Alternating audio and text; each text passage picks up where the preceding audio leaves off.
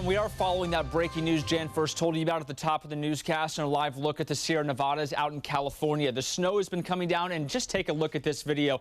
Certainly a welcome sight for skiers, but not for those 9 missing skiers who were caught up in an avalanche, and they're still missing as we come on the air right now. Rescuers were able to find 6 others in the group. They are safe. That group of 15 backcountry skiers were on a 3-day trip when this powerful snowstorm moved right on top of them. We talked about this yesterday. At one point, it was snowing 2 to 4 inches an hour. The adventure-seeking group putting their lives of rescue crews on the line, as well as high winds, are making it difficult and dangerous for the teams to find them.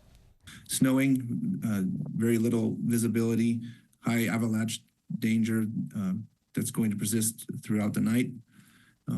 It took us several hours to even get, equipment to the scene and get resources deployed.